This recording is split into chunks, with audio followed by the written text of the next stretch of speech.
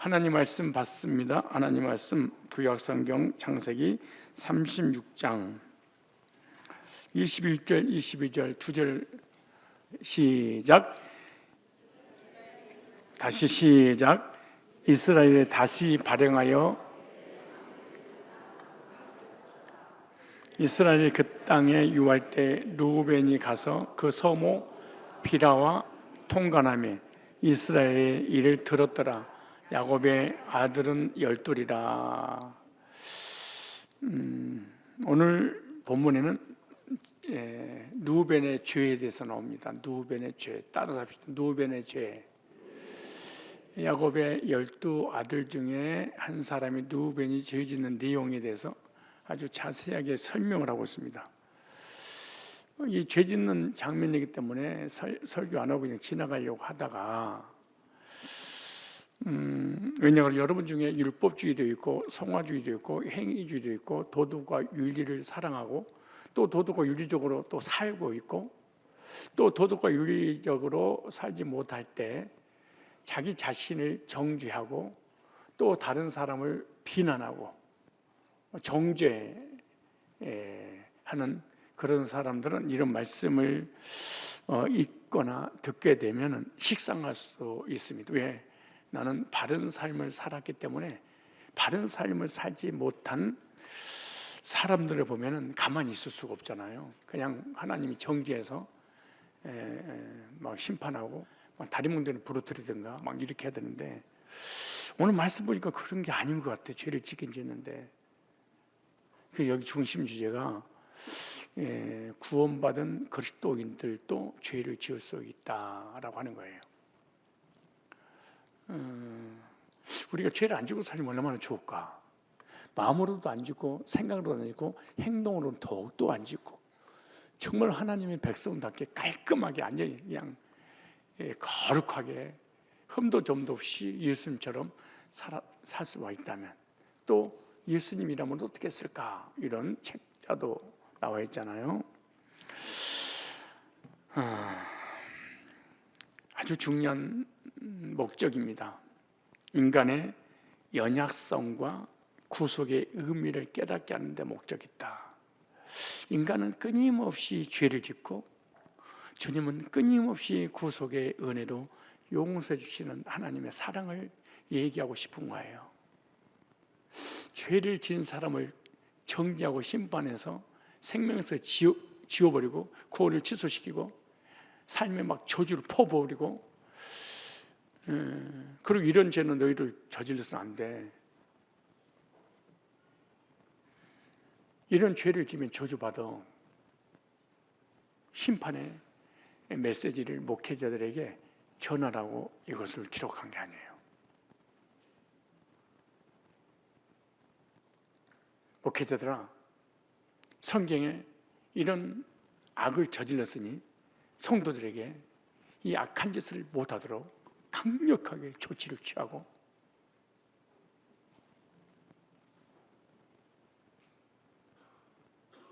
바른 삶을 살도록 도덕과 윤리적으로 깨끗하게 살아야 된다.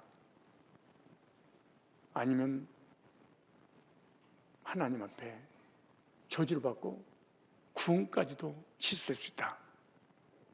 이렇게 가르치라고 본문을 기록한 게 아니고 이런 죄인인데 하나님이 사랑하셔서 끝까지 버리지 않으시고 용서하신 하나님을 소개하고 싶은 거야. 르우벤은 이스라엘 장자입니다. 야곱의 장자. 그리고 이스라엘 12지파 중에 하나입니다. 구약은 모형도입니다. 신약은 실체죠. 오늘의 이스라엘은 육적 이스라엘이고 그리스도 안에서 거듭나 구원받는 사람을 영적 이스라엘 이렇게 말합니다. 즉 그리스도 예수 안에서 구원받은 성도를 의미할 때 이스라엘 이렇게 표현한 이걸 영적 이스라엘. 그런데 오늘 본문에 영적 이스라엘의 모형도인 그림자인 육적 이스라엘인 르우벤이 큰 죄, 그냥 죄를 짓는 것이 아니라 파렴치한, 인간으로는 상상할 수도 없는, 불신자도 이런 죄를 짓지 않죠. 큰 죄를 범했습니다. 그래서 큰 범죄한 누벤의 죄입니다. 오늘 35장 22절 볼까요? 시작. 이스라엘이 그 땅에 유할 때 누벤이 가서 그 소모 비라와 통관하며 이스라엘이 이를 들었더라. 누벤은 첫 번째 가장 심각한 큰 죄를 범했습니다. 이스라엘이 그 땅에 거주할 때 누벤이 가서 그 아버지의 첫 피로와 동침하였고 이스라엘이라고 하는 야곱이 이를 들었더라. 알게 됐죠. 비라가 누구죠? 야곱의 아내, 아버지의 아내 나엘의 여종이죠. 그리고 야곱에게서 단과 납달리를 낳은 여인이 바로 이 비라입니다. 누벤은 자기 아버지의 첩과 성관계를 맺는 죄를 저지릅니다. 하나님의 백성으로서는 도저히 할 수 없는, 이방인들 중에도 이런 사람을 찾기가 아주 힘들었겠죠. 그 당시도 지금도 마찬가지고. 그런데 이런 단순한 성적인 죄를 넘어서 가문의 권위와 질서를 무너뜨리는 반역 행위입니다. 한 집안을 몰락시킬 수 있는, 아주 저주받게 만드는. 그리고 이 죄는 율법적으로 금지된 죄였습니다. 모세 율법에도 아버지의 첩과 동침하는 것을 엄격히 금지됐다고 레위기 18장 8절이라든가 신명기 27장 20절에 나옵니다. 가문의 수치입니다.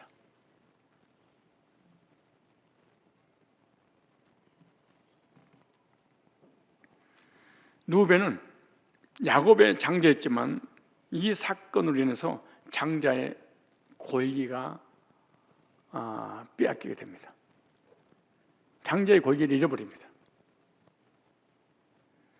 그리고 창세기 49장 3절로 4절을 보니까 야곱이 임종 직전에 이렇게 말합니다. 누벤아, 너는 내 장자요.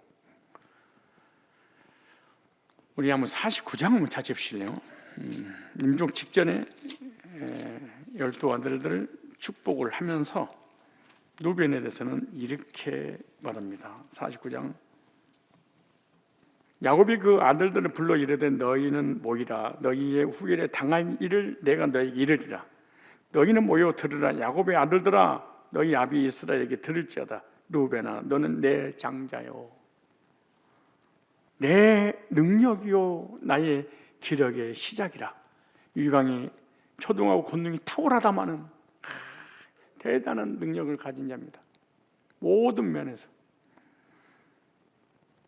근데 이렇게 말해요. 물에 끓음 같았은즉 너는 탁월치 못하리니 네가 아비의 침상에 올라 더럽혔습니다. 그가 내 침상에 올랐었도다. 아버지 침상을 더럽힌 누벤입니다. 누벤의 범죄를 아버지가 아주 자세히 알고 이렇게 말합니다. 야곱은 누벤의 죄를 끝까지 기억하며 장자의 권한을 박탈을 합니다. 물에 끓음 같도다. 이런 말은 누벤의 충동적이고 제어되지 못한 성품을 지적하는 거예요.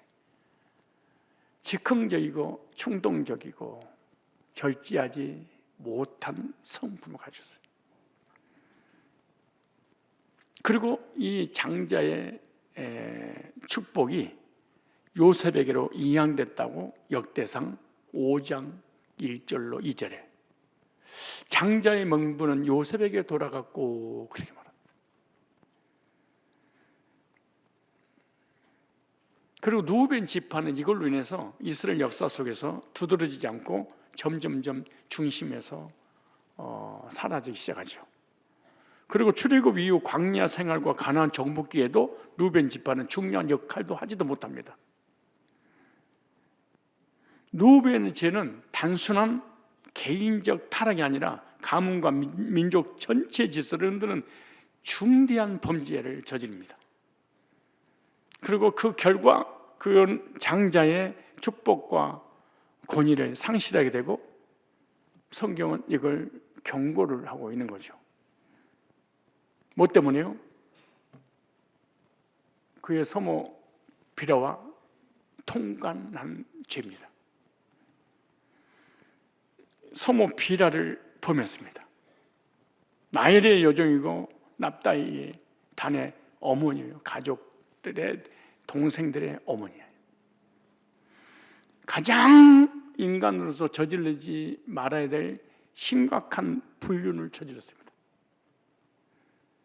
그러니까 이스라엘 백성들에게 있어서는 절대로 해서는 안 되는, 얼마나 심각했으면 야곱에게 알려졌고 야곱의 마지막 운명 직전에 이걸 기억하고 있다가 못된 성품을 지적까지 했겠습니까? 그러니까 야곱에게 큰 고통을, 아버지에게 큰 고통을 주는 죄악입니다. 그리고 이스라엘 백성들이 수치였다. 두 번째, 이걸 통해서 뭘 우리가 알 수 있느냐? 이스라엘도 죄를 지을 수 있다라고 하는 거예요. 루벤은 이스라엘 12지파 중 하나였습니다. 그러니까 루벤은 야곱의 장자며 이스라엘 지파장이었는데, 이스라엘 지파는 신약에 하나님의 거룩한 성도를 의미하는 겁니다. 거듭난 백성. 그러니까 하나님의 백성인 이스라엘도 문제가 있었다 그 말이에요. 하나님의 선택한 12지파 장의 수장도 문제를 일으켰어요. 무슨 말이냐? 죄인들의 모임에는 언제나 문제가 있을 수 있다.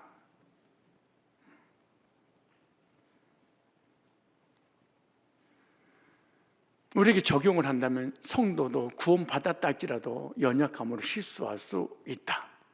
즉 교회는 언제나 흠이 있을 수 있는 것이다. 이스라엘 백성들을 하나님께서 광야에서 끌어내서 직접 인도하셨습니다. 구름기둥 불기둥으로 하나님 음성으로 직접 나타내 보여주셨어요. 그래도 광야에서 사건, 사고, 반역, 엉망불평들이 쏟아져 나왔습니다. 초대교회는 성령 충만했었죠. 성령 충만한 초대교회도 분쟁과 분열과 당파, 싸움에 끊이지 않았습니다. 무슨 말입니까? 완벽한 교회는 세상에 없다. 무슨 교회는? 루벤은 이스라엘의 지파였습니다. 장자 명문만 사라졌지 이스라엘 지파장으로는 그대로 있었습니다. 루벤의 제약으로 인해서 지파에서 빠지지 않아요. 족보에서 빼지 않아요. 그러니까 지파장에서 죄가 되지 않았어. 그런데 계시록 7장 5절 찾아보면 이런 말씀이 있어요. 계시록 7장 5절에 계시록에 복음을 듣고 성령 인치심을 받는 지파의 명단에도 기록되어 있어.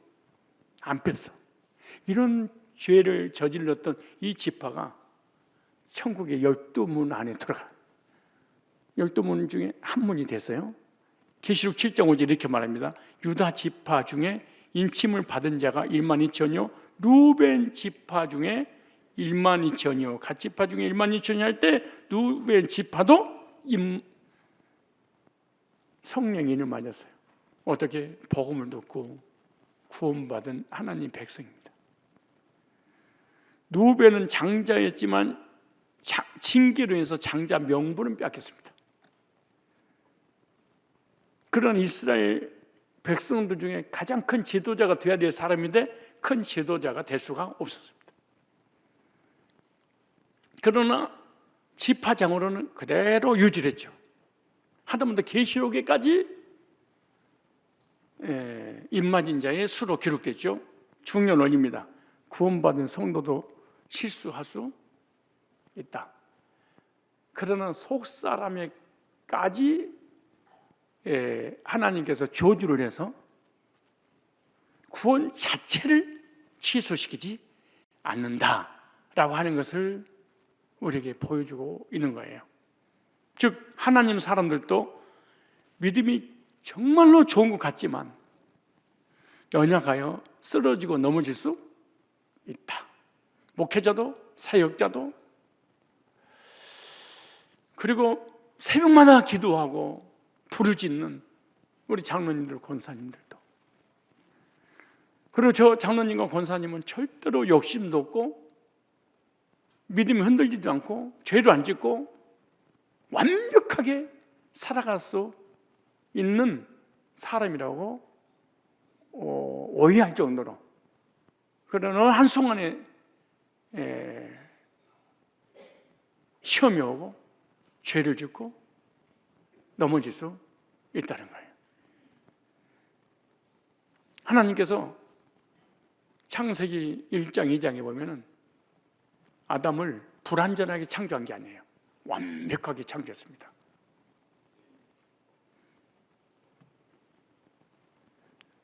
그 완벽한 첫사람 아담도 사단의 유혹을 받아서 선악과를 따먹고 죄를 짓죠.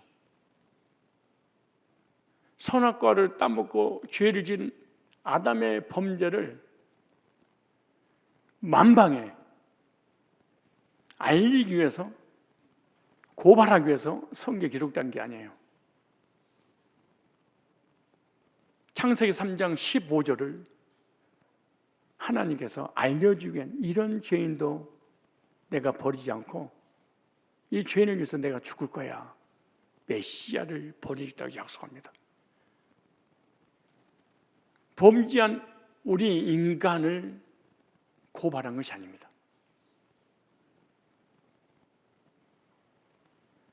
그럼에도 불구하고 구속해 주시는 하나님의 사랑.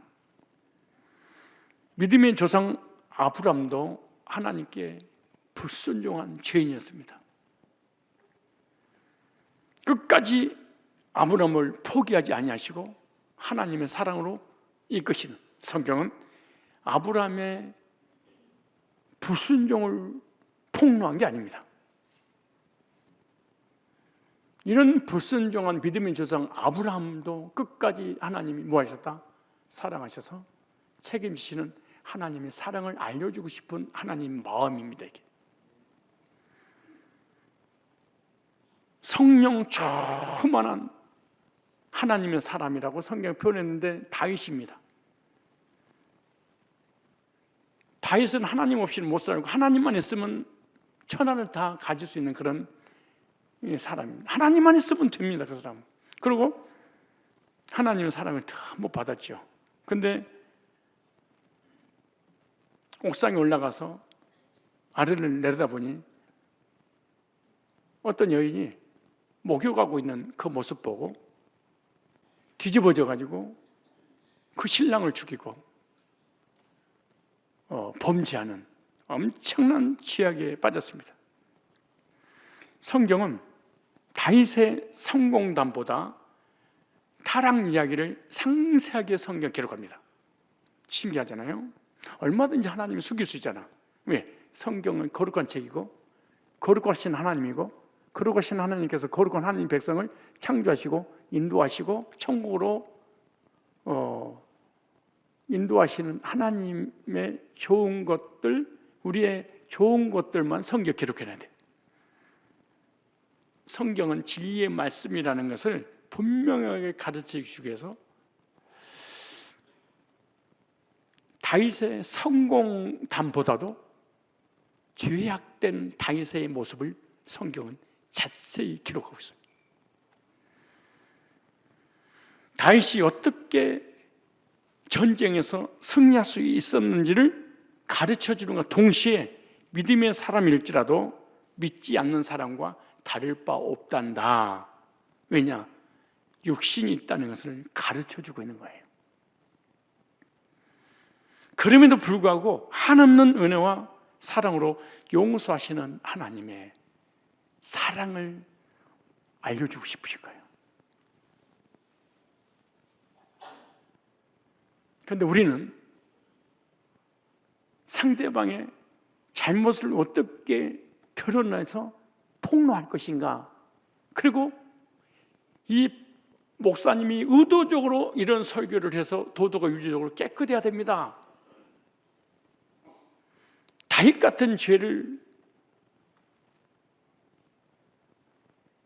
지어서는 절대로 안 됩니다.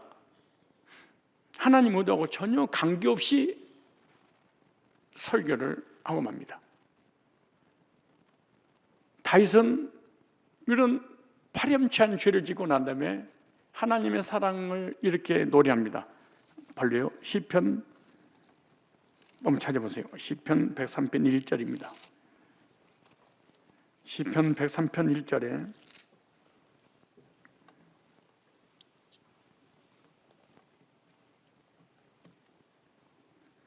내 영혼아 여호와를 송축하라. 내 속에 있는 것들은 다 그 성으로 송축하라. 내 영혼아 여호와를 송축하며 그 모든 은택을 잊지 말자라. 저가 내 모든 죄악을 사하시며 내 모든 병을 고치시며 하나님의 용서, 하나님의 긍휼, 하나님의 은총, 하나님의 사랑을 성경은 우리에게 알려주시고자 하는 의도가 있습니다. 내 생명을 파면에서 구속하시고 인자와 긍휼로 간을 씌우시며 좋은 것으로 내 소원을 만족하사 내 청춘으로 독수리같이 새롭게 하시는도다. 그러면서 이렇게 말씀합니다. 8절에 시작. 여호와는 자비로우시며 은혜로우시며 노하기를 더디하시며 인자심이 풍부. 이걸 말씀하고 싶으신 거예요. 하나님은 의인을 사랑하는 것이 아니라 죄인을 사랑하시는 끝없는 하나님의 사랑을 성경에 보여주고 싶으신 거예요. 그래서 죄악들을 낱낱이 기록하고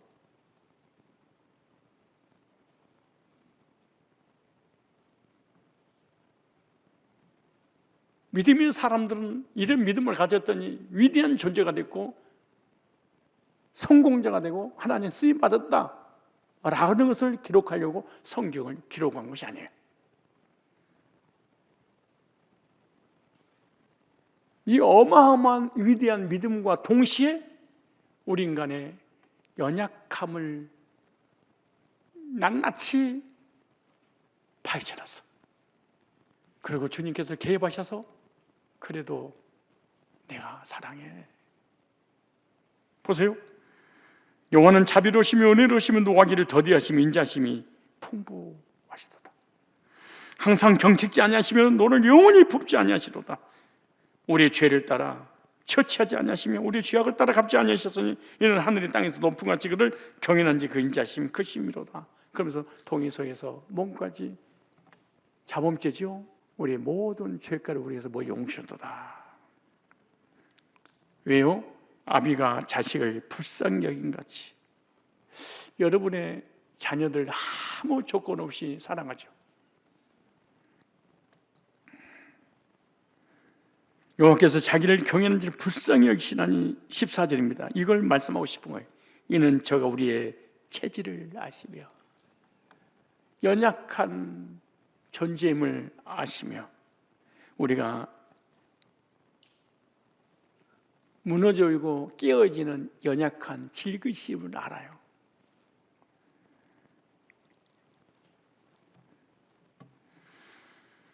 그럼에도 불구하고 포기하지 아니하시고 죄인을 사랑하시는 하나님의 사랑을 성경은 알려주고 싶으신 거예요.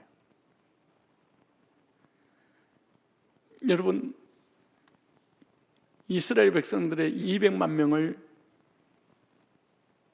출애굽시켰고 홍해를 가르고 반석에서 물을 내는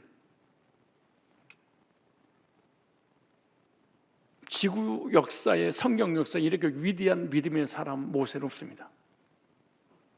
그런데 백성들이 애굽에 매장지가 없어서 이 광야로 몰고 와서 우리를 죽이려고 하느냐? 이스라엘 백성들이 반역을 하고 하나님 엄마하고 모세를 죽이려고 합니다. 그때 뭐라는 줄 아세요? 하나님, 왜 나에게 이런 고통을 주십니까? 내가 이들의 아버지입니까? 죽이세요. 그리고 하나님 막 대듭니다. 반석을 명해라. 막 화가 나가지고 쳐버립니다. 뿐만 아닙니다. 평생을 의롭게 살았던 사람이 누구죠? 모세입니다. 얼마나 어렵게 살았는지 불의를 보면 못 참았던 모세. 애굽에서 40년 동안 경건주의로 의를 행함으로 의롭게 살았던 사람입니다.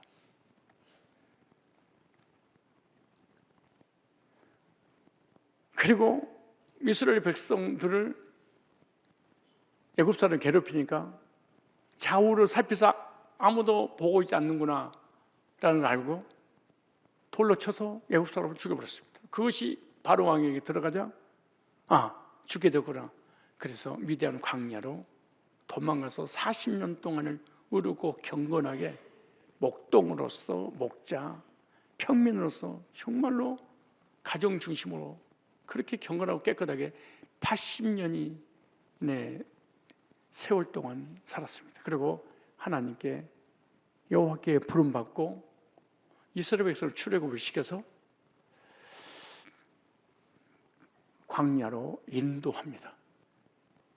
그런데 모세가 지금까지 봤던 여자들은 유대인들 다 백인이었습니다. 이스라엘 사람들. 근데 갑자기 까만데 너무 예쁩니다. 눈은 포랗고 코는 오똑하고 짜리몽땅한데 시커멉니다. 하얀 것만 보다가 검은 걸 보니까 눈이 헷갈려 가버립니다. 죄를 범하게 됩니다. 약 90년, 100년 만에 자기의 도덕과 윤리가 무너져 버렸습니다. 애굽에 40년, 광야에 40년 출애굽시켜서 세월이 지났습니다. 모세는 이스라엘 백성들 애굽에서 출애굽시킨 영웅입니다. 그때나 지금은 이런 영웅이에요. 이수지 장군 같은 사람이죠. 성경은 영웅담, 성공담만 기록한 책이 아닙니다. 하나님이 있더니 성공했어, 출세했어, 지도자로 리더로 세웠어. 이걸 성경은 얘기하고 싶은 게 아니에요. 예수 잘 믿었더니 복 받았어.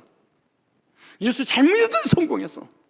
새벽마다 기도하고 부르짖었더니 하나님 응답했어. 예수 잘 믿으면 성공하고 출세.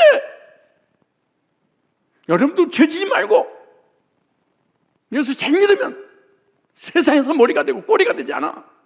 위 있고 밑에 있지 않아. 나가도 들어가도 복을 받아. 머리가 되고 꼬리는 되지 않아. 위에만 있는 거야. 이렇게 설교하라고 성경은 기록한 게 아니야.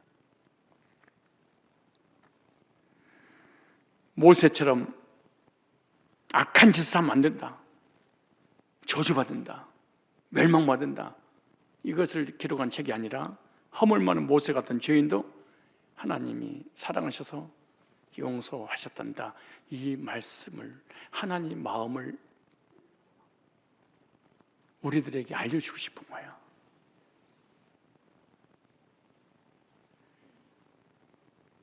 그런데 사람들은, 목회자들은 다 그런 건 아니지만 그들이 지은 죄만 폭로를 합니다. 여러분, 이런 악한 죄를 저지서는 안 됩니다. 그리고 하나님 마음은 전달되지 않습니다. 하나님의 긍휼과 자비와 한없는 그 용서 전달하지 않습니다. 그리고 회개를 촉구합니다.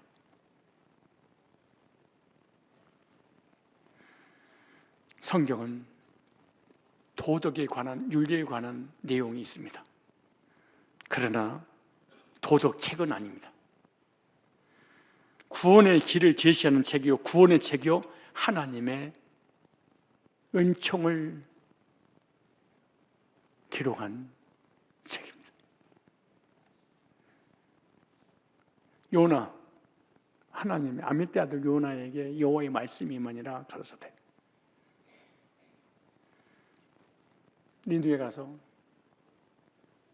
그들을 심판한다고 전해라.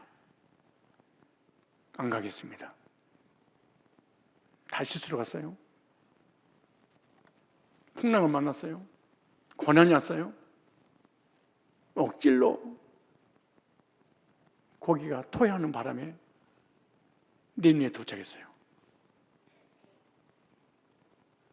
그리고 회개를 외쳤어. 그들이 회개하고 돌이킨 거예요.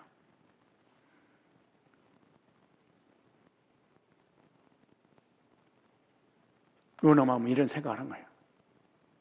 우리 죄를 용서하신 하나님이 내가 회개를 촉구하면 이방인 저들의 죄도 용서하겠지? 왜? 원수관계인데, 우리를 얘기하면 일본 사람들인데. 그래서 가지 않으려고 하다가 어쩔 수 없어 가서 전해놓고 저주를 받는가 안 받는가 보자고 칡농쿨 그늘 밑에서 지켜보고 있었어. 놀라운 것은 짐승과 왕과 온 백성이 금식하고 회개하고 돌이켰어. 그러자 영혼을 사랑해야 될 요나 선지자, 지금으로 얘기한 목사가 하는 말이, 하나님께서, 그리고 요나가 대머리가 분명해. 왜 대머리냐? 햇빛이 내리쬐니까 뜨거우니까 그늘 밑으로 들어가거든. 그러니까 하나님께서 벌레를 통하여 그 풀을 다 갉아먹어 만듭니다. 그것도 한참 시원한 낮이었는데 갑자기 데펴졌어, 머리가. 그래서 쳐다봤더니 벌레가 와서 다 먹어버렸어. 그래서 하나님을 향해서 막 죽여달라고 막. 참 하나님은 사람의 특징이, 기도 제목이 죽여달라는 거야. 하나님이 못 죽이게 뭐가 있어?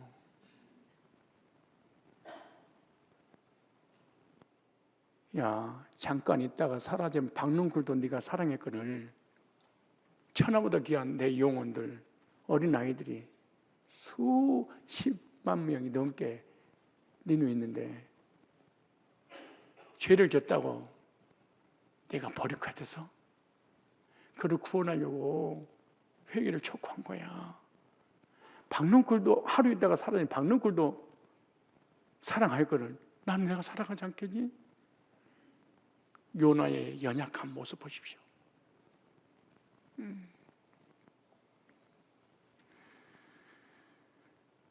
엘리야도 마찬가지예요. 불을 하늘에서 내리고 비를 내리게 하고 멈추기도 하고 바알 선지자 450대 1, 850대 1하고 싸워서 이겼습니다. 이런 영웅이 어디 있어요? 근데 이세벨이 죽이려고 하자 엘리야는 무서워서 도망쳐서 노뎀나무, 그늘도 아니야, 앙상한 나무거든. 가지 앙상해요. 광야에 거기 앉아서 하나님, 나 사는 것보다 죽는 것이 낫습니다. 죽여달래. 하나님이 종들의 기도 제목이 죽여주십시오. 베드로 다 부인한다 할지라도 나는 주님 부인하지 않을 거예요. 다 부인하지 않는데 지 혼자만 부인해버렸어. 그리고 부인하지 않는 아이들, 제자들 설득시켜가지고 고기 잡으러 가버려. 성령 처음 왔던 신약에 바울과 베드로, 바나바와 바울, 선교지에 가서 싸웠어. 아니, 국내에서 싸우는 것도 아니고 선교하러 갔다가, 한국의 목사님들이 부름받아 나서님은 어디든지 가오르다 그래가지고 외국 나가서 이영마이 타국에서 생명을 걸고 복음 증거하겠다고 하는데 불신자하고 싸우고 같은 선교사들끼리 싸우고 시기하고 질투하고 상식적으로는 도저히 이해가 가지 않습니다. 도대체 이게 정말 하나님의 사람들일까? 한탄이 저절로 납니다. 어떻게 하나님 사람이 이럴 수가 있어요? 그런데 성경은 뭐라고 말씀한 줄 아세요? 이것이 육신을 가지고 있는 약한 인간의 모습이란다. 아무리 믿음이 좋은 사람이라도 죄짓고 흔들리고 절망하고 낙심할 수 있단다.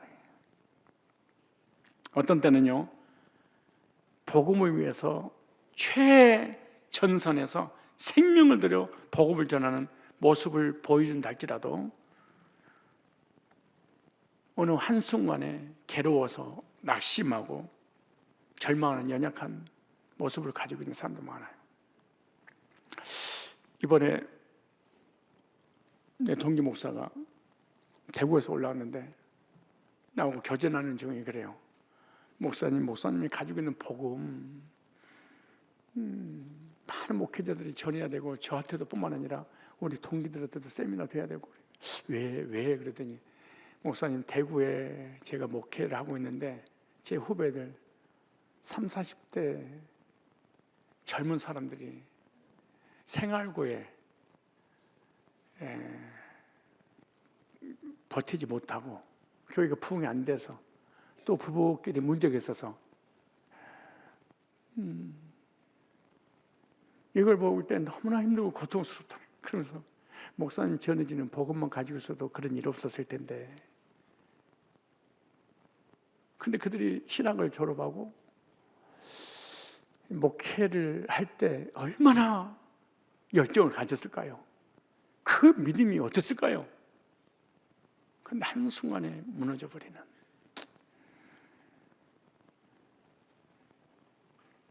타락한 인간이 육신의 연약함으로 인해서 속사람과 겉사람이 끊임없는 갈등을 겪으며 살아갈 수 있습니다. 이거는 구원받은 성도만이 가지고 있는 갈등입니다. 구원 안 받아서 갈등을 겪는 것이 아니라 구원 받았기 때문에 갈등을 겪습니다. 우리 로마서 한번 7장 보실까요? 로마서 7장 한번 봐요. 육신이 도대체 뭐냐? 로마서 7장에 보면 육신의 정체가 있는데 그것이 죄악이다 그렇게 말합니다.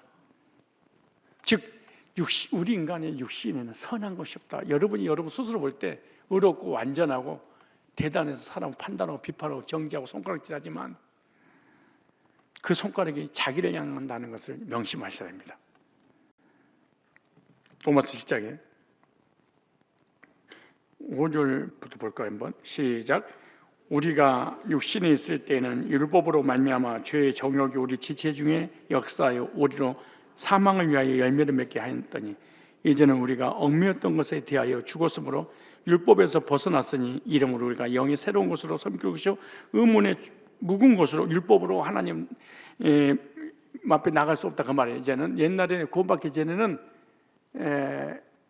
율법을 지켜서 행위로 구원받아 율법주의였는데 복음을 듣고 구원받고 난 다음에는 율법을 가지고 하나님 앞에 나가는 것이 아니라 새로운 법으로 새 계명으로 하나님께 나간다면서 이렇게 말해요. 그러니 우리가 무슨 말이에요? 율법이 죄냐? 율법은 죄냐 아니야. 율법을 지키지 못한 내가 잘못한 거예요. 그럴 수 없는 율법으로 말미암고 내가 죄를 알지 못하였으니 곧 율법이 탐내지 말라 하지 아니했다면 내가 탐심을 알지 못하였느니라. 율법은 죄인임을 알게 하는 거죠. 그러나 보세요. 그러나 죄가 기회를 타서 계명으로 말미암아 내 속에서 각양 탐심을 이루었나니 죄가 기회를 타서 계명으로 말미암아 이는 법이 없으면 죄가 죽은 것이냐. 전에 법을 깨닫지 못할 때 내가 살았더니 계명 이름에 죄는 살아나고 난 죽었다 생명 이르게 하는 계명이 쭉 얘기하면서 이렇게 말해요. 14절 15절 시작. 우리가 율법은 신령한 줄 알거니와 나는 육신에 속하여 죄 아래 팔렸도다. 나의 행하는 것을 내가 알지 못하노니 곧 원하는 이것은 행하지 아니하고 도리어 미워하는 그것을 함이라.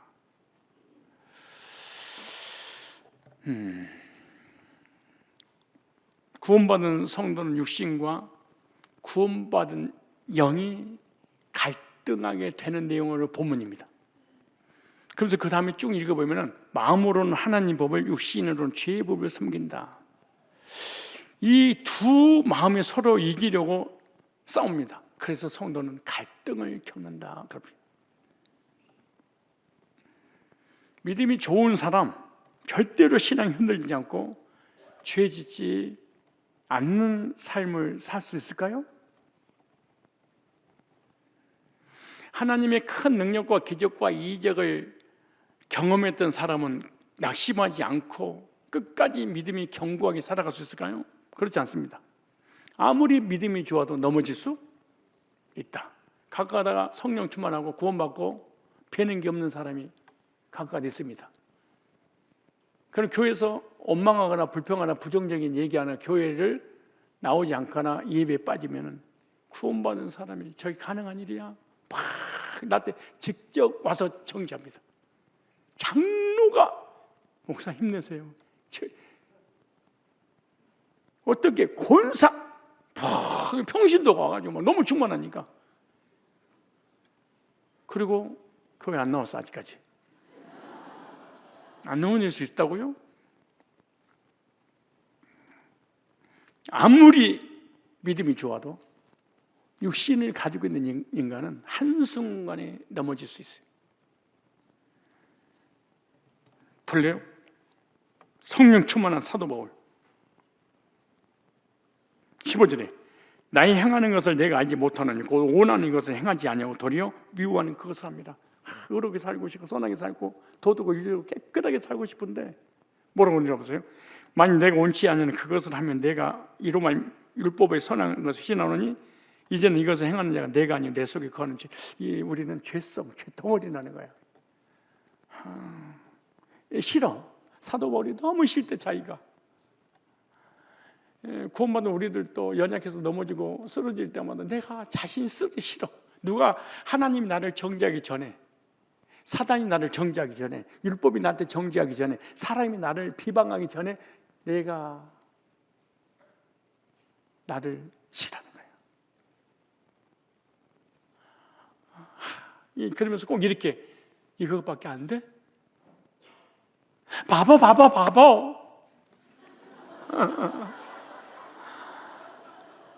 5분 전에 새벽기도 끝나고 왔잖아.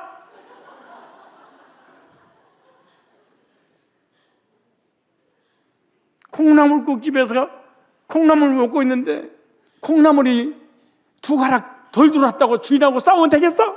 미워.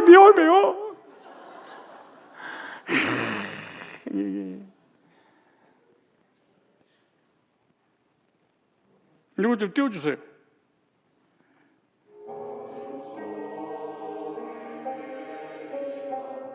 아는 사람 찾으세요. 어제 홍콩민대 총신 신대원에서 찬양하는 거예요.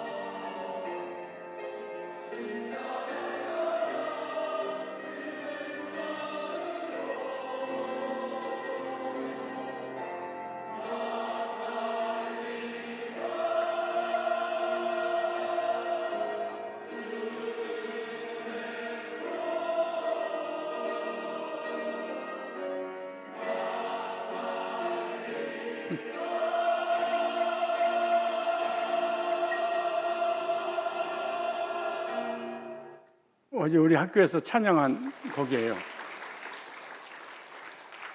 근데 서너 번밖에 안 맞춰보고 전국에서 모여서 갑자기 성가대에 서야 되니까 이 찬양을 해야 된다. 그리고 잠깐 맞춰보고 하는데 남자 목소리만 들리고 여자 목소리 거의 안 들리죠.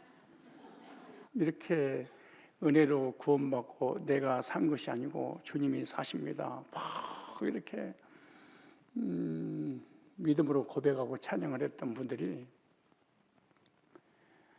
다시 삶의 현장으로 딱 돌아가니까 카톡파기에서 막 서로 막 전쟁이 일어났어. 와, 20년 만에 만나가지고 싸움이 있어. 예, 그것도 목회자들이 주를 위해 살리라 막 그렇게 해놓고, 그래서 내가 1부 예배 끝나고 2부 끝나고 여기 뒷산에 가서 두 바퀴 돌고 난 다음에 이렇게 누워있다가 그 문자를 보니 너무 기가 막혀서 내가 문자를 보냈어. 단체방에다가. 한번 읽어줄게. 2025년 5월 21일 교회 뒷산에서. 뒷산에서 조금만 쓴 거예요. 제목, 비로소 안다. 그들에게 어떻게 좀 감동을 주고 화해시킬까 해서. 내 동기들이잖아요. 800명이나 되는데. 그렇게 이사할 때 비로소 안다. 공감할 거예요. 그토록 소중하다 믿었던 것들이 쌓이고 쌓여 결국엔 짐이 되어버렸음을. 다 버리고 하잖아. 이사 때. 이사 쌓아서 하나도 안 버리고 새로운 집에 가서 버려. 그 식이 해야 돼, 그거. 아니, 우리 집을 보니까 그래. 제발 버려. 안 돼. 안 돼. 하나도 빠짐없이. 그리고 그 좋은 집에 와가지고 가져온 것을 버리지 않는데 반은 버려버려. 희한하더라고. 그래서 쌓이고 쌓여 결국 짐이 되어버렸음을. 움켜쥐수록 무거워진 마음이 한 걸음조차 더디게 했음을. 세상을 떠날 때 비로소 안다. 밤새 애달파던 그 모든 것들이 결국은 스쳐가는 바람이었음을. 꼭 시 같잖아요. 붙잡을수록 아팠던 것들이 내 안에 빈자리를 끝내 채우지 못했음을. 그렇게 붙잡고 또 붙잡고 애썼던 것이 붙잡을 수 없었던 것을. 손을 놓을 때 비로소 안다. 집착이라 부르기엔 너무 애틋했던 것들, 명예도 물질도 권세도 20년에 싸웠던 거 20년 후에 만나서 다시 싸우더라니까. 얘기 들어보니까 자존심도 서운함도 상처도 심지어 목회 사역까지도 그 모든 것이 먼지처럼 흩어지고 나서야 그제야 깨닫는다. 부질없는 것이었음을. 야, 이러다 시인 되는 거 아니야? 그리고 비로소 자유가 찾아오는 것을. 더 많이 가지려 애쓰던 날들이 있었고 더 높이 오르려 버둥대던 마음도 있었다. 그 모든 욕망의 문 위에 말없이 내려앉은 주님의 음성. 이걸 읽어주고 울더라고. 또 목사님이 말없이 내려앉은 주님의 음성. 힘들지? 이제 내려놓으렴.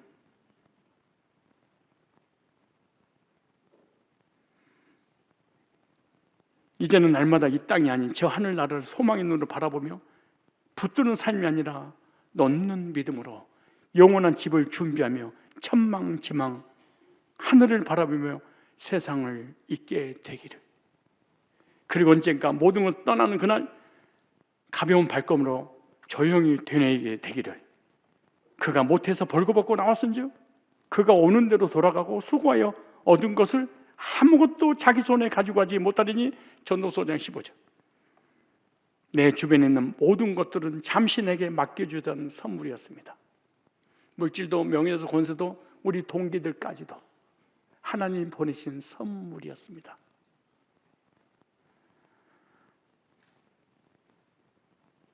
마지막, 영원히 가질 수 없는 것은 결코 내 것이 아닙니다. 어떤 목사님한테 보내주니까 전화로 막 울어버려.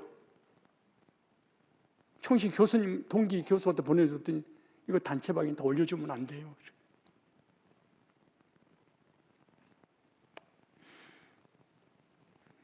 죽는 그날까지 육신과 싸워야 되는 우리의 연약한 모습들이야. 목회자들이 그렇게 기도하고 찬양하고 예배드리고 영혼을 구령하고 하나님의 사랑을 전달하고 있는데 20년 전에 그 감정이 막 싸우고 이런 일이 벌어지는 거야. 그래도 하나님 안 버리고 붙잡고 인도하셔. 이렇게 말합니다. 바울은 뭐라고 그럴까요? 18절에 내 속에 곧 내 육신에 선한 것이 거하지 아니한 줄 아느니 원하면 내게 쓰나 선을 행하는 것이 없노라. 내가 원하는 바 선을 하지 아니하고 도리 원치 아니하나 막은 행하는도다. 만일 내가 원치 않으면 그것을 하면 이런 행하는 자가 내가 아니고 내 속에 거하는 자니라. 그거는 죄니라. 그러므로 내가 한 법을 깨달으니 그 선을 행하기 원하는 나에게 악이 함께 있는 것이로다. 선한 사람, 100% 선한 사람 없어요. 선한 훈련을 받음으로 선해지는 것이지, 악을 훈련시키면 계속 우리는 악해지고요, 선을 훈련시키면 계속 선해지는 게 사람이거든. 선과 악이 공존한다고 이렇게 말해. 그러므로 내가 한 법을 깨달았느니 그 선을 행하기 원하는 나에게 악이 함께 있는 것이로다. 내 속사람으로는 하나님 법을 즐거워하되 예배드리고 기도하고 말씀하고 교제 나누고 사랑하고 위로하고 격려하고 싶은데 내 지체 속 또한 다른 법이 내 마음을 바꿔 싸우고 내 지체 속에 있는 죄의 벌을 나로 사로잡아 꼭 죄를 넘어뜨려 버려요. 그런데 뭐 오라 나는 공고한 사람이다. 이 사망의 몸에서 누가 나를 건져내랴. 사망의 몸, 육신의 몸, 오라 나는 공고한 자라다. 그래서 우리가 쓰러지고 넘어지고 그리고 비방하고 판단하고 정죄하고 그러잖아요. 근데 우리가 다시 일어날 수 있는 것은 사도 바울이 답을 이렇게 줬습니다. 25절에 우리 주 예수 그리스도로 말미암아 하나님께 감사리로다. 그런즉 내 자신이 마음으로는 하나님 법을 육신은 죄의 법을 섬기노라.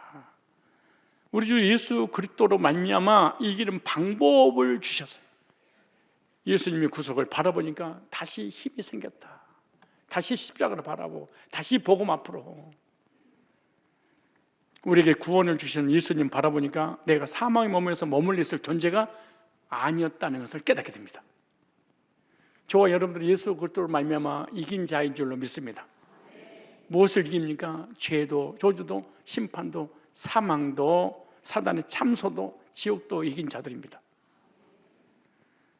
로마서 8장 37절에도 사랑하시는 이로 말미암아 우리가 넉넉히 이기느니라. 허물투성인 인간의 죄를 끝까지 삭제하시고 용서하시는 구속의 사랑을 오늘 본문을 통해서 우리에게 보여주고 있습니다. 야고보 3장 1절에 형제 여러분은 저마다 선생이 되려고 하지 마십시오. 여러분도 알다시피 우리 가르치는 사람 다 엄한 심판을 받게 됩니다. 우리 모두 실수하는 일이 많습니다. 말에 실수가 없는 사람은 온몸을 잘 다스리는 완전한 사람입니다. 불완전한 연약성을 가진 인간이라고 얘기하고 있습니다. 인간의 연약성과 끊임없이 용서하시는 구속의 의미를 하나님 우리에게 알려주고 싶으신 거예요. 성경은 우리 인간의 도덕이나 윤리나 의로움이나 하나님을 잘 믿었더니 위대한 인물을 만들어 주셨다, 복을 주셨다 알리는 책이 아닙니다. 그런 것도 있습니다. 그러나 그것을 꼭 하나님 믿으면 복받고 성공하고 위대한 인물로 하나님 세운다? 부인할 수 없습니다. 그러나 허물 많은 죄인들을 용서하시는 한없는 하나님의 사랑과 구속의 은혜로 연약한 죄인들을 끝까지 추적하셔서 포기하지 않으시는 하나님의 은혜를 성경은 기록하고 우리에게 알려주고 싶으신 겁니다. 결론입니다. 연약해서 죄를 지어서 징계는 있을 수 있지만 뭔 있어요? 징계는 있을 수 있지만 루벤의 장자 명분이라고 하는 징계가 있어서 빼앗겼지만 12 지파장으로서의 지파장은 하나님이 거둬가지 않았습니다. 시편 9편 30절에도 징계는 있을지라도 구원은 절대로 취소되지 않을 거야. 한 번 내가 언약을 맺었으니 너희들이 범죄하면 내가 지팡이와 막대기로 너희들의 삶을 육신은 징계를 하지만은 끝까지 너를 택한 내가 포기하지 않는다. 성경 66권은 우리에게 하나님 마음을 알려주고 싶어서 성경을 기록해 놓으신 것입니다. 기도하겠습니다. 사랑과 은혜가 풍성하신 하나님 아버지, 오늘 말씀을 통해 인간의 연약함과 하나님 크신 사랑과 은혜를 다시금 깨닫게 주셔서 감사합니다. 장자 루벤이 가문의 질서를 무너뜨리는 큰 죄를 범하였으나 주님은 그를 완전히 버리지 않으시고 그 이름을 이스라엘 12지파 가운데 남겨두셨음을 말씀을 통하여 깨닫게 주셔서 감사합니다. 주님, 저희도 구원받은 성도를 하면서 연약함으로 넘어지고 실수할 때가 많습니다. 입술과 마음으로 죄를 짓고 공동체를 아프게 하며 하나님 뜻에서 벗어날 때가 많이 있었음을 고백합니다. 그럼에도 저희의 죄보다 크신 주님의 사랑과 은혜로 우리를 정죄하지 않으시고 끝까지 붙들어 주시며 회복의 기회를 주시는 하나님께 진심으로 감사와 찬송 올려드립니다.